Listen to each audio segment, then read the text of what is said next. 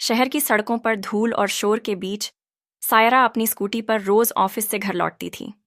सूरज ढल रहा था और सायरा का चेहरा दिन भर की थकान से भारी लग रहा था। गाड़ियों के हॉर्न, ट्रैफिक की भागम भाग और बाजार की चहल पहल उसे और बेचैन कर रही थी। उसका मन बस घर पहुंचने को बेताब था। तभी उसकी नज़र सड़क किनारे फुटपाथ पर बैठे एक भिखारी पर पड़ी। पुराने, फटे हुए कपड़े, बेतरतीब बाल और हाथ में एक टूटा सा कटोरा। उसका चेहरा धूल से सना था, जैसे बरसों से पानी न छुआ हो।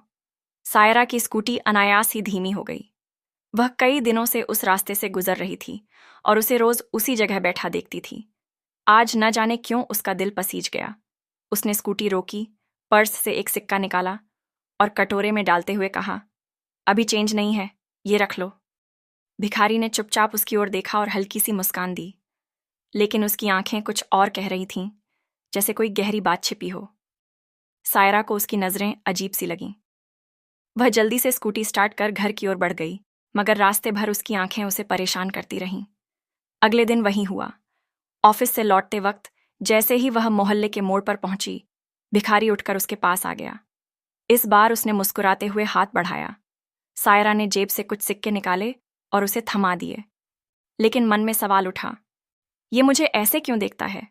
क्या सिर्फ पैसे के लिए इंतजार करता है या कुछ और है? दिन बीतते गए और ये रोज का सिलसिला बन गया। सायरा जैसे ही उस जगह पहुंचती, भिखारी उसके सामने आ खड़ा होता। वह पैसे देती और वह चुपचाप देर तक उसे देखता रहता। एक दिन सायरा ऑफिस से लौटकर खिड़की पर खड़ी थी। नीचे देखा तो वही भिखारी उसके घर के आसपास घूम रहा था। उसका दिल फिर पिघला। उसने आवाज लगाई, रुको, खाना ले लो। वह जल्दी से किचन में गई, माँ से कुछ खाना पैक करने को कहा और दरवाजे पर जाकर डिब्बा उसे थमा दिया। लेकिन खाना लेते वक्त भी उसकी आंखें सायरा पर टिकी रहीं, जैसे कोई अनकही कहानी हो। सायरा को डर और दया के बीच का एहसास हुआ। उसने दरवाजा जोर से बंद किया, मगर सारी रात करवटें बदलती रहीं। माँ ने जब देखा कि वह रोज उस भिखारी को खाना दे रही है, तो मुस्कुराकर बोली, बेटी, किसी भूखे को खाना देना बड़ा पुण्य है। भगवान तुझे इसका फल जरूर देंगे। सायरा ने सिर हिलाया, लेकिन मन में तूफान था। उसे समझ नहीं आ रहा था कि उसकी आंखें उसे क्यों परेशान करती हैं। अब तो हाल ये था कि ऑफिस से लौटते ही उसके कदम उस फुटपाथ की ओर मुड़ जाते। उसका दिल कहता, शायद आज भी वह यहीं होगा, और वह सचमुच वहीं मिलता। धीरे धीरे एक अनकहा रिश्ता बनने लगा, बिना बोले, सिर्फ आंखों से बात करने वाला। सायरा खुद से सवाल करती, क्या ये सिर्फ भिखारी है या इसके पीछे कोई और सच है? एक शाम जब उसने खाना दिया, भिखारी ने अचानक उसका हाथ पकड़ लिया। सायरा चौंक गई, आंखों में डर उभर आया। उसने हाथ छुड़ाने की कोशिश की, मगर वह धीमी आवाज में बोला, डरिए मत मैडम, मैं बस एक बात कहना चाहता हूं। सायरा ने भौहें चढ़ाकर कहा, क्या है? अगर पैसे चाहिए तो साफ कहो, लेकिन ऐसा हाथ पकड़ना बर्दाश्त नहीं। भिखारी ने सिर झुकाकर कहा, मुझे आपके पैसे नहीं, आपके दिल की जरूरत है। मैं आपको पसंद करने लगा हूं। आपका चेहरा देखता हूं तो मेरी सारी भूख और तकलीफ भूल जाता हूं। सायरा को अपने कानों पर यकीन नहीं हुआ। उसने गुस्से में डपटते हुए कहा, शर्म नहीं आती? अपनी औकात देख। मैं सिर्फ इंसानियत के नाते मदद करती हूं और तुम इसे प्यार समझ बैठे? भिखारी की आंखों में कोई डर नहीं था। वह धीमी मगर दृढ़ आवाज में बोला, प्यार औकात नहीं देखता मैडम। दिल जब किसी पर आ जाए तो सामने वाला भिखारी हो या बादशाह, फर्क नहीं पड़ता। मैं जानता हूं आप मुझसे बहुत ऊपर हैं, लेकिन दिल को कैसे रोकूं? सायरा गुस्से से कांप उठी। उसने खाना उसके हाथ में ठूंसा और दरवाजा जोर से बंद कर दिया। सारी रात उसके शब्द कानों में गूंजते रहे, प्यार औकात नहीं देखता। अगले दिन उसने अपनी सहेली को सब बताया। सहेली हंसते हुए बोली, पागल, ये सब उसकी चाल है। सोचता होगा तुझे फंसाकर तेरी कमाई पर ऐश करेगा। भिखारी को प्यार से क्या मतलब? सायरा को बात झंझ गई। उसने ठान लिया कि अगर भिखारी फिर ऐसी बात करेगा तो उसे पुलिस की धमकी दे देगी।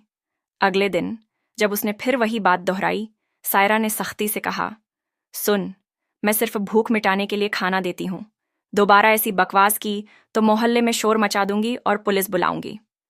लेकिन भिखारी हंस पड़ा। उसकी आंखों में वही जिद और चाहत थी। उसने कहा, आप चाहे दुनिया से डरा दें, मुझे नहीं। मुझे तो बस आप चाहिए। साफ कह दीजिए, आप मुझे चाहती हैं या नहीं। सायरा ने ठंडी सांस ली और बोली, तुम्हारी हिम्मत बहुत है, लेकिन मैं तुम्हारे जाल में नहीं फंसूंगी। तुम सोचते हो मोहब्बत के नाम पर मेरी कमाई हड़प लोगे, लेकिन मैं सब समझती हूं। भिखारी का चेहरा बदल गया। उसने डिब्बा लौटाते हुए कहा, अगर आप ऐसा सोचती हैं तो ठीक है। मुझे अब आपके पैसे या खाने की जरूरत नहीं, लेकिन इतना जान लीजिए, मेरे दिल में जो है वो सच्चा है। इतना कहकर वह चला गया। सायरा दरवाजे पर खड़ी रह गई, हाथ में डिब्बा, आंखों में सवाल। अगर वह धोखा देना चाहता तो खाना क्यों लौटाया? क्यों बिना डरे उसकी आंखों में देखकर सच बोला? कई दिन तक वह भिखारी नजर नहीं आया। अब सायरा की आंखें उसे अनजाने में तलाशने लगीं। माँ ने भी पूछा, बेटी, वो आदमी अब क्यों नहीं आता?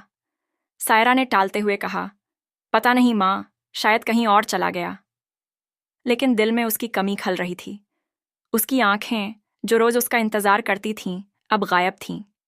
वह खामोशी उसे और बेचैन कर रही थी। हफ्तों बीत गए, मगर वह कहीं नहीं दिखा। पहले सायरा को राहत मिली, लेकिन धीरे धीरे उसकी आदत सी बन गई थी। ऑफिस से लौटते ही उसकी नजरें उसी फुटपाथ पर टिक जातीं, मगर खालीपन उसे उदास कर देता। एक रात बिस्तर पर लेटे लेटे वह सोचने लगी, अगर वह धोखा देना चाहता तो मेरा पीछा करता। खाना क्यों लौटाया? क्या उसकी मोहब्बत सच्ची थी? बेचैनी में वह करवटें बदलती रही। उसके दिल में अब उस आदमी के लिए नरमी जागने लगी। फिर एक दिन, हफ्तों बाद, वह सड़क पर दिखा। सायरा स्कूटी पर थी। भिखारी उठकर उसकी ओर बढ़ा, मगर इस बार उसने न हाथ बढ़ाया न पैसे मांगे। बस देखता रहा और धीमी आवाज में बोला, आप कैसी हैं? सायरा ठिठक गई। पहली बार उसने उससे सीधा सवाल किया था। वह बोली, ठीक हूं। तुम कहाँ थे इतने दिन? उसने मुस्कुराकर कहा, थोड़ा बीमार था, अब ठीक हूं। उसकी आवाज में सच्चाई थी। सायरा का दिल और पसीज गया। उसने पर्स से पैसे निकाले, मगर उसने मना कर दिया। नहीं, मुझे आपकी भीख नहीं चाहिए। अगर देना चाहती है तो अपनी मुस्कान दे दीजिए। सायरा का चेहरा लाल पड़ गया। उसने स्कूटी स्टार्ट की और बढ़ गई, मगर उसके शब्द कानों में गूंजते रहे। अब तो जब भी वह दिखता, सायरा भी उसे मुस्कुराकर देख लेती। दोनों के बीच खामोश निगाहों का रिश्ता गहराने लगा। सायरा की सोच बदलने लगी। उसे लगने लगा कि शायद इस भिखारी के दिल में सच्चा प्यार है। अगर प्यार सच्चा हो तो हुलिया या हालात मायने नहीं रखते। एक दिन उसने हिम्मत कर पूछ लिया, तुम्हें मुझसे मोहब्बत क्यों हुई? मुझ में ऐसा क्या देखा? भिखारी ने ठंडी सांस लेते हुए कहा, मैडम, मैंने सुना है कि आप अपने परिवार के लिए अपनी खुशियां कुर्बान करती हैं। ऐसे लोग कम हैं। पहली बार आपकी आंखों में देखा तो लगा आप सिर्फ सुंदर नहीं, बल्कि बड़े दिल वाली हैं। मैं गरीब हूं, मगर आपको चाहने से खुद को रोक नहीं पाया। सायरा की आंखें भर आईं। उसने सोचा, मेरी जिंदगी परिवार के लिए गुजरी, किसी ने मेरी फिक्र नहीं की, मगर ये भिखारी मेरी तकलीफ समझता है। धीरे धीरे वह भी उसके प्यार में डूबने लगी। अब वह रोज खाना पैक करती और उसका इंतजार करती। बातें कम होती, मगर आंखें सब कह देती थीं। सायरा ने मन में ठान लिया, अगर ये सच्चा है तो मैं इसे अपनाऊंगी, भले ही भिखारी हो। उसे छोटा मोटा काम शुरू करवाऊंगी। लेकिन तभी किस्मत ने पलटा खाया। एक दिन, 2 दिन, फिर हफ्ते बीत गए। वह भिखारी फिर गायब हो गया, न फुटपाथ पर न मोहल्ले में। सायरा बेचैन हो उठी। तरह तरह के ख्याल आने लगे। कहीं बीमार तो नहीं, कहीं हादसे का शिकार तो नहीं, या उसने धोखा दिया। ऑफिस में भी उसकी आंखें उसे तलाशतीं। रास्ते बदल बदल कर देखती, मगर खाली सड़कें और खाली इंतजार।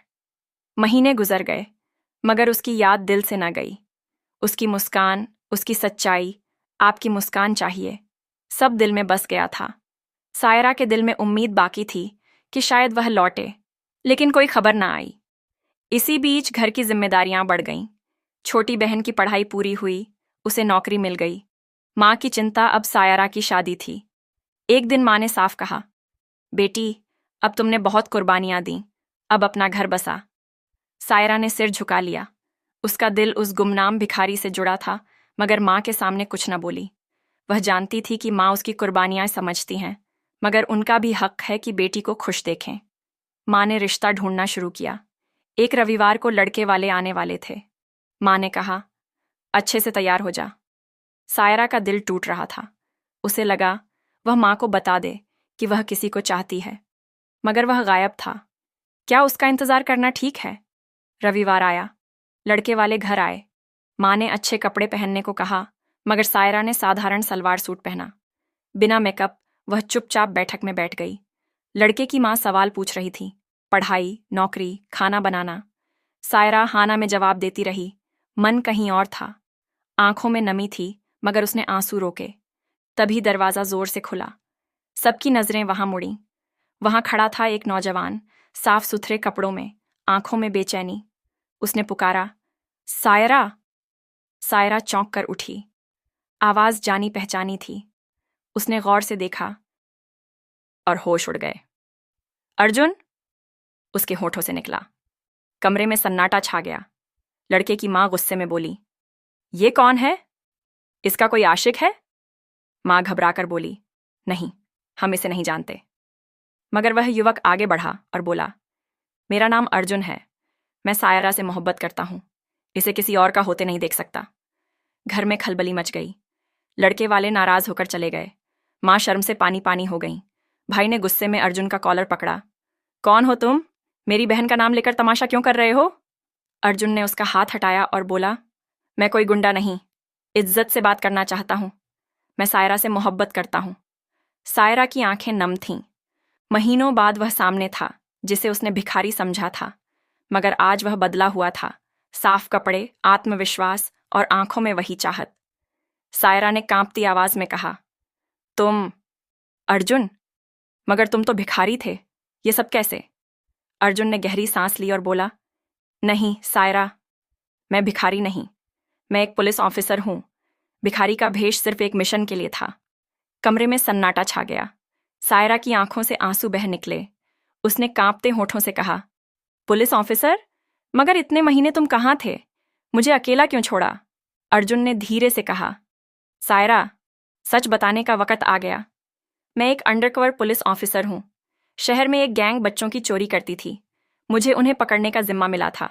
भिखारी बनना ही एकमात्र रास्ता था, क्योंकि वे भी भिखारी बनकर गलियों में घूमते थे। सब हैरान होकर सुन रहे थे। अर्जुन ने कहा, महीनों तक मैं फुटपाथों पर बैठा भीख मांगता रहा। तुम्हारे मोहल्ले में वे छिपे थे। तभी तुमसे मुलाकात हुई। मैंने सोचा तुम भी मुझे देखकर मुंह फेर लोगी, मगर तुमने पैसे दिए, खाना दिया। उस दिन मुझे लगा इंसानियत जिंदा है, और उसी दिन मैंने तुम्हें दिल में बसा लिया। सायरा की आंखें और भर आईं। अर्जुन ने कहा, मिशन मुश्किल था। गैंग को पकड़ते वक्त उन्होंने मुझ पर हमला किया। मेरी टांग में गोली लगी और मैं महीनों अस्पताल में रहा। तुम्हारा नंबर नहीं था, इसलिए कुछ बता ना सका, मगर हर पल तुम्हें याद किया। उसने पतलून ऊपर की ओर जख्म दिखाया। कमरे में खामोशी थी। माँ के चेहरे पर विश्वास झलकने लगा। भाई ने कॉलर छोड़ा और बोला, तो ये सच है? अर्जुन ने सिर हिलाया। हाँ, और मैं आज यहाँ एक पुलिस ऑफिसर नहीं, एक इंसान के तौर पर आया हूँ। मैं सायरा से मोहब्बत करता हूँ। वादा करता हूँ इसे रानी बनाकर रखूंगा और इसके परिवार की जिम्मेदारी अपने बेटे की तरह निभाऊंगा। माँ की आंखों से आंसू गिरने लगे। उन्होंने सायरा से पूछा, बेटी, तू भी इसे चाहती है? सायरा रोते हुए बोली, हाँ माँ, मैं इसे दिल से चाहती हूँ। इसे भिखारी समझकर भी अपनाया था। अब इसकी असलियत जानकर कैसे ठुकराऊं? माँ ने अर्जुन को देखा और बोली, अगर तुम्हारी नीयत साफ है तो मैं अपनी बेटी तुम्हें सौंपने को तैयार हूं, मगर इसे कभी दुख न देना। अर्जुन ने माँ के पैर छुए और बोला, आप निश्चिंत रहें, ये अब मेरी जिंदगी है। कुछ दिन बाद दोनों परिवारों की सहमति से सायरा और अर्जुन की सगाई हो गई। अर्जुन ने न सिर्फ सायरा को रानी की तरह रखा, बल्कि उसके परिवार को भी अपनाया। माँ अक्सर कहती, बेटी, मैंने कहा था भगवान तेरी कुर्बानियों का फल देंगे। सायरा अब नौकरी नहीं करती थी। अर्जुन की जिद थी कि वह घर संभाले, बाकी जिम्मेदारियां वह उठाएगा। घर में खुशियां लौट आईं। माँ का चेहरा खिल उठा। भाई बहन अपने करियर में आगे बढ़े। सायरा को, जिसने अपनी जवानी परिवार के लिए कुर्बान की, आखिर सच्चा प्यार मिल गया। लेकिन कहानी यहीं रुकती नहीं। एक दिन सायरा को पता चला कि अर्जुन को एक नए मिशन के लिए फिर अंडरकवर जाना है। इस बार शहर में नकली दवाओं का रैकेट चल रहा था। सायरा को चिंता हुई।